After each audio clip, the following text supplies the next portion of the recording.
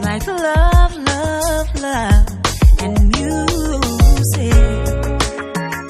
La la la, love, love, love, love, love, and music. Hello, everyone. Thank you for tuning in. I am Jay Lee. This is Jay Lee's Corner. This is my review for Teen Mom OG. This is season 7, episode 9. Yes, I'm still sick. That's why I'm laughing, because I just sound stupid.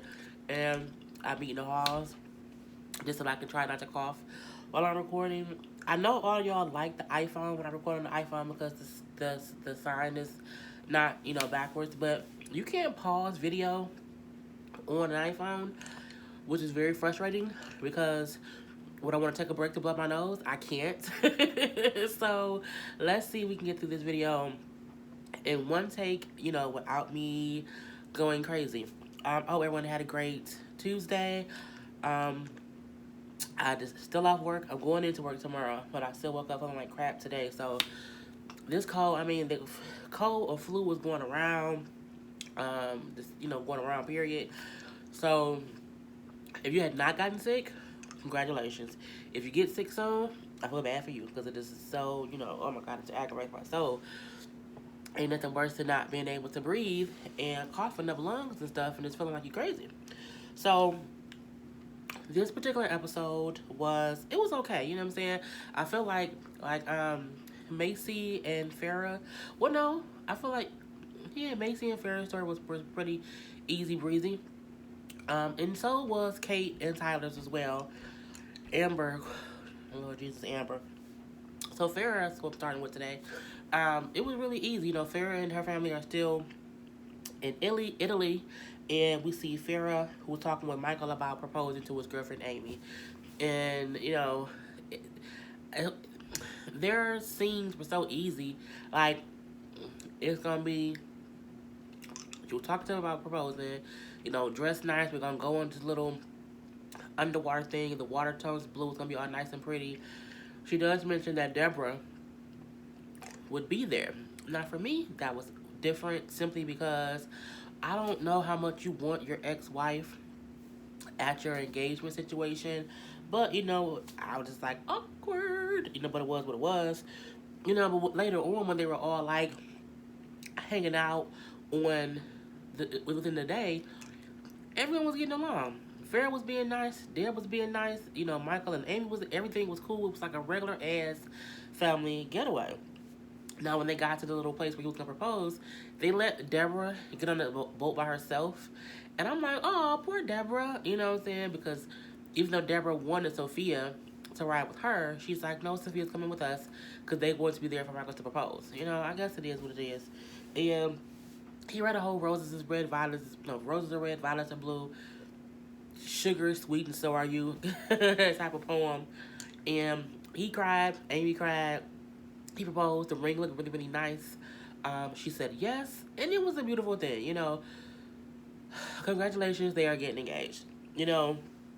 The last thing that we see of them is they're all at dinner. And again, we see how Deb was very happy for them. She bought them a gift. She hugged them. She was crying. And it didn't seem fake to me. I feel like on one end of the spectrum, Deborah just wants everyone to move on. And I feel like she wants people to be happy for her, finding her own love the same way she's happy for Michael that he found his. And I feel like that could be the reason why she was being so nice and saying how happy she was for Michael to be engaged, and getting them a gift and everything. They were at a little lunch dinner thing, and they were just getting along. It was a beautiful moment.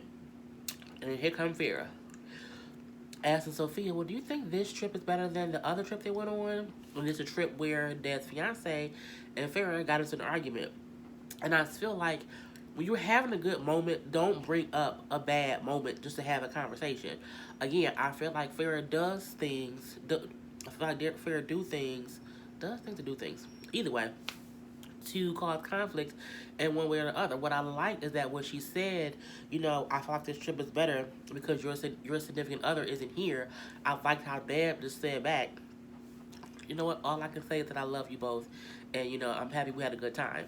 Fair tried to pull Deborah into some bullshit, and Deborah didn't go for it this time. Because Deborah could have easily said, well, this ship was better than the ship when Simon was, you know what I'm saying? She could have easily, threw Simon into the mix, but it said something as to another time and place where they were arguing about something different. I feel like, y'all know I don't like Farrah, and I feel like she's full of bullshit, and I feel like she just wants to argue with people. This particular episode, she was more tolerable. The family got along, and that's a great thing. I think sometimes it's fair to shut the fuck up and not keep bringing up the fact that she don't like her mama fiance, and just let her mama live. Like, you don't live with your mom. You don't have to see him often. You're an adult. You know what I'm saying? And you're also a bitch. So I feel like whoever her mama dates, she not gonna like. So, girl, who cares? So that was how their, session. That's how their part of the show ended. Them having a nice little dinner and everyone getting along. It was really cute. Now, we do see on the next episode some things go down. We see one of the producers is sitting down talking to Farrah about how rude and mean she is to people. They should have been took Farrah off of, Team Mom. Point blank, she was gone at one time, and they should not have ever brought her back. And I think even when they did bring her back, when she still consistently was mean and rude to cast and crew, y'all helped make that monster. Y'all have bent over backwards to make her happy to be on the show, and no one likes her. So we shall see what happens next time. For Maci and Taylor, they're basically celebrating their 1 year anniversary of being married. Congrats. And we do see, well, I'll bring that part up later. So they're basically going out to dinner and stuff like that. We see that Taylor got a limo. He got a babysitter. They put out their wedding cake that they had in the freezer. It was very cute. I'm trying to breathe through my mouth and not through my nose. When they go out, I love Maci and Taylor as a couple. I feel like they are real adults. You know what I'm saying? They are living life. They have kids. They have to work. They have to do things. It's like a regular ass family. Now, at the dinner, they're talking about having more children. Maci said, like, I don't want more children. This is crazy. But do you want more? I feel like if I wanted more, I would want to adopt. But she's like, but if you want another, natural baby from between me and you, I feel like we should try now to get it over with, because I still want to adopt a child. They both agree how they don't want to adopt a baby. They want to adopt a child that's like between 4 and 6 years old. I think that's a good idea. Some people like to adopt babies. I think some people adopt newborns when they don't have any children and they want that fresh experience. But when you have kids, sometimes you don't want to adopt a new baby because you've been through that whole thing and you're like, oh, I won't do that no more. So I think it's great that they want to make their family be huge. It's a good thing. But when, Taylor's like, okay, well, yeah, we do want to have another baby between us naturally, and, we can get pregnant like that. And then Maci says, well, no, remember, you're forgetting something. And then she's like, think about it. But neither one of them is saying anything. And I'm like, what the fuck are they talking about? Taylor then gets up and he goes to, he gets up and goes to the restroom. And the producer's like, what's going on? What are you talking about? She brings up that within this past year of them being married, she was actually pregnant and she had a miscarriage. No one knew. And they're like, oh my God, really? She's like, yeah, they had named the baby, I think they named it like Dandelion or something like that. And when Taylor comes back to the table, he's like, I don't want to talk about it. And she's like, yeah, but I feel like, the viewers or the people, it's something they should hear about. Because you don't hear about miscarriages much on Teen Mom, as we have heard about maybe abortions before. We've heard about, adoption. I don't know. I can't think if anybody else has had a miscarriage on the shows. So if I'm forgetting someone, please let me know, but I can't think about it right now. So it was a good thing of her saying, like, it's still a topic of conversation. And his thing is saying, well, I think we should talk to our families first, though. Like, talk to them before we talk to America. But I think the way Maci was thinking about it was, we're on camera right now talking about it before it airs. I almost swallowed my ass. We could talk about it to our families. So, condolences to them on losing a child. And I think that was her way of saying, you think it would be so easy for us to get pregnant and have a baby, but I got pregnant and the baby didn't take. But I mean, she's been pregnant 3 times before, so I do think she can easily get pregnant. It's just making sure the baby is carried to term. So we'll see how that goes on later in the show. So that was their whole thing. Kate and Tyler again was really easy. I think I'm about to sneeze. If I sneeze, I'll be really mad. They're working on their clothing line. They're having like a little of the fall fashions or whatever. So they're trying to do like a little photo shoot with their clothes.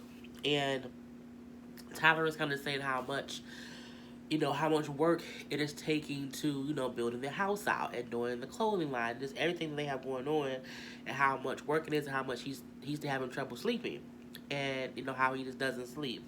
He's basically said how he's miserable not sleeping. And I think when his mother suggested to take some sleeping pills, he was completely against it. And I think one of the reasons he was against it, it's kind of how he said it too. He was like, he just doesn't want his body or his brain to be dependent on pills to fall asleep. And I think it's because he see how his father has an addiction, and he could think that addiction could just run in his family. And if he start taking pills, it can just escalate and it can be crazy. He also sees how Kate has her issues with, just depression and bipolar and all that other stuff that she deals with in medication she has to take. And he's like, I just don't want to be dependent on pills. I think I want to try something like go to some kind of facility, like not like where Kate went, but somewhere where I can kind of something calming, holistic, something natural to help me do something to get my body back right to where I can sleep at night. But he then say he's too busy to go. And his mom says, like, is it that you think that you have to do it all because you feel like if Kate is left to do it, she wouldn't really do it, the right way or whatever. And he kind of says yes, basically. So, they're on their way to the photo shoot, and he's like, oh my God, I'm so sleepy. Oh my God, I couldn't sleep. Oh my God, I'm so tired. Oh my God, oh my God. I feel like on a little bit that Tyler, oh my God, that Tyler knows, he complains about stuff that he can fix. Like, if you can't sleep, go to a doctor and get it figured out. But you can't just complain about being so tired, so busy that you can't sleep. And then you want to say how much you can't sleep. We know you can't sleep. We'll just go to sleep. And Kate said, just close your eyes and take a nap. Sometimes when you're exhausted, that's all it takes. I'm very much so a night owl. I'm always up. As y'all know, I'm up like 4 a.m. every day. But every once in a while, my body just shuts down and I go to fucking sleep early, and I sleep for like a full day, and then I'm back to normal. I feel like Tyler needs to do that. I think Tyler needs to just stop. I think he needs to stop, shut his brain off, and get some rest. Even if because you should never be up all night every day. That should just not normal or positive. Your body's going to eventually shut down, and you don't want it to do that, because when it does that, then you're like just incapable of doing anything. So he closed his eyes. I don't know if he took a nap or whatever, but I just want him to stop saying, oh my God, I'm so sleepy, I can't sleep. I want him to actually do something about the fact that he isn't getting any rest. I want him to get better. So at the shoot, everything was okay until Kate lost her keys. Some of the clothes was in the car. So she's freaking out, but she doesn't want Tyler to freak out, because she's like, you go ahead, let me worry about the keys, but she can't find them. She's then sitting on the ground looking all depressed. I feel like sometimes they both, Kate and Tyler, play off of each other to where, if they don't want the other one to be more affected, they take on all of that stress.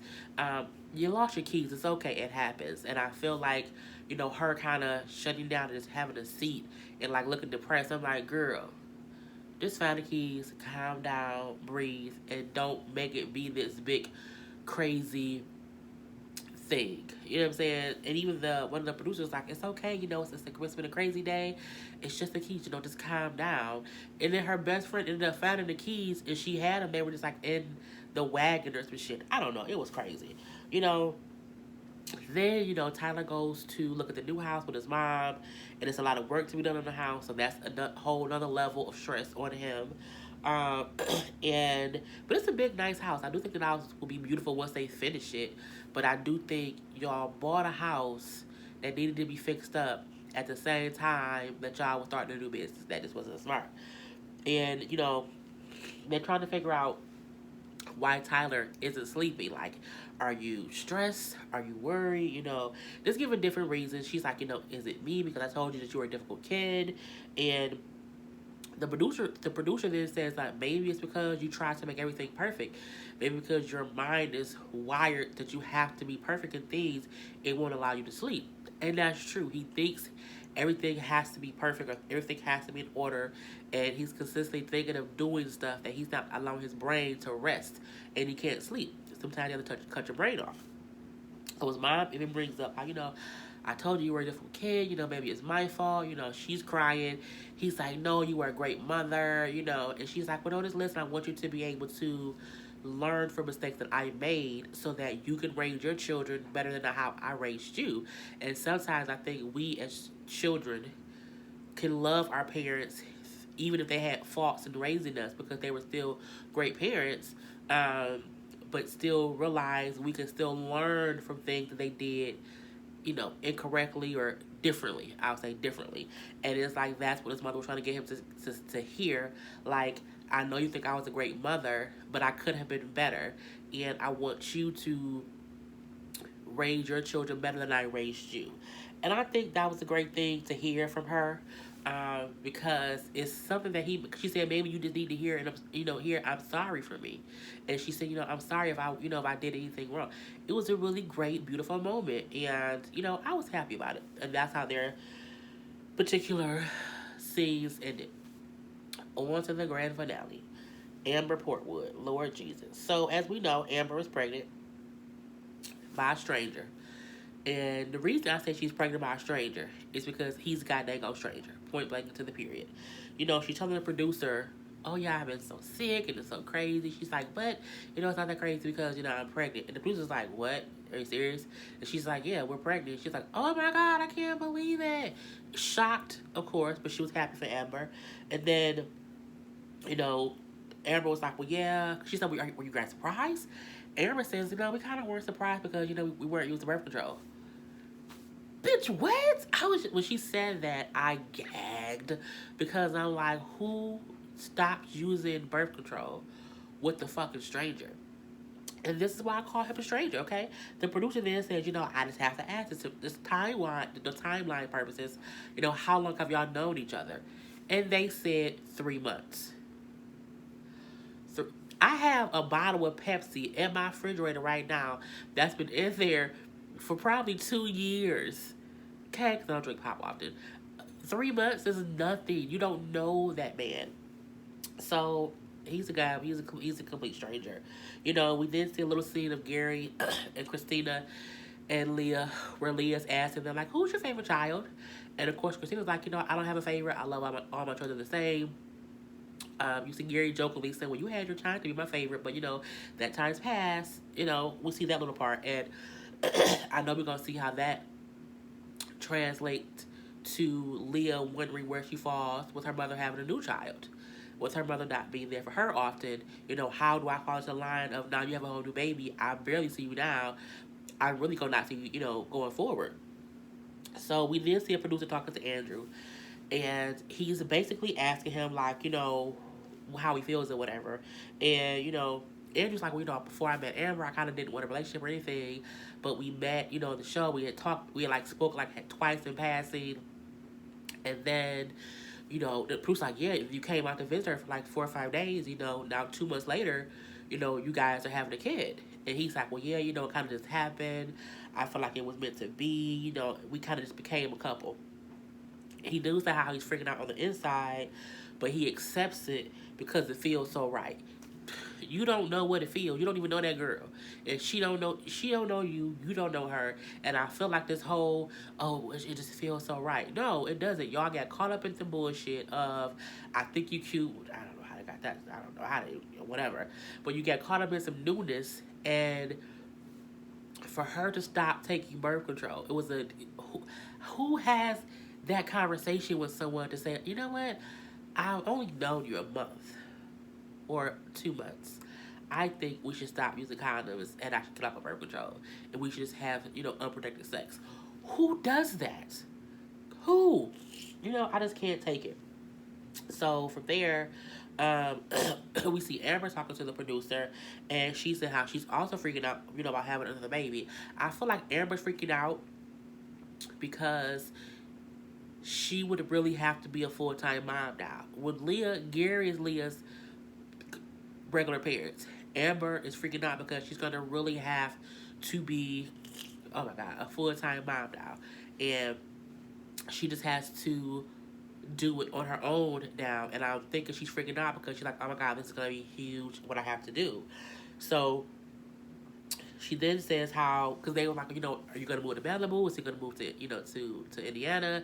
And she's like, I don't want him to move from Malibu because I always wanted to live in Malibu, but I can't move because of Leah. And I wouldn't do that. She was like, so he's gonna probably end up having to move to Indiana. Well, how else is y'all? I mean, how else is it gonna happen? Who has a baby with a man who lives across the country? Who? Amber Portwood. So and then asked her about her medication, because she's bipolar, and she's like, oh no, I've been off my meds for a month. And they're like, oh really? And she's like, yeah, I stopped taking them because I just felt like I didn't need them. And he calms me down. I don't need my meds when I'm with him. So you stop taking your birth control and you stop taking your meds because when you're trying to get pregnant or when you are pregnant, you can't take. You purposely got pregnant by a stranger, and I just don't get why. And I'm like, when you off your meds and so confused that you're like, you know what? I'm gonna also have a baby. I just don't know. The last scene is Amber and Andrew talking, and he said how he always wanted children, even though this happened very, very fast. And, she's like, well, yeah, I think everything will be okay. Everything will be fine. She's just more scared to tell people. And when you're scared to tell people something, it's because you did something wrong. Or that it's something crazy. She said how Leah will be happy. I think Leah will be happy, but I also think Leah's going to be confused and sad at the same time. And, she's like, since you're such a good guy, I have faith that you're going to be good. You can't have faith in a stranger. You can't. I mean, you don't know him. So, because then she said, even if we don't work out, I know that I would never hate you. You probably felt the exact same way about Gary and about Matt. And you were with them longer than this. I don't know if Amber's going through an early life crisis or what's going on, but the way that she is rationalizing this pregnancy is beyond me. There was a scene where she called Maci and told Maci she was pregnant, and Maci was shocked, but she was also happy for her. But the funny part was when Maci told Taylor, he was like the new guy? Wow. Because he's really new. Like, he's really a new guy. I would have been not as shocked if she had gotten pregnant by Matt because they were together longer. You were with Matt all those years and did not have his baby because you knew he was, maybe not the right one or whatever. But you was with this guy for 2 months and thought he was your forever? And now you're pregnant? Girl, bye. And, that was how, episode or whatever. So I'm still, shocked and dismayed at Amber, her antics, and this damn baby. So I'm about to go blow my nose. I hope you guys enjoyed. I'll talk to you guys later. This is I am Jay Lee. This is Jay Lee's Corner. Peace.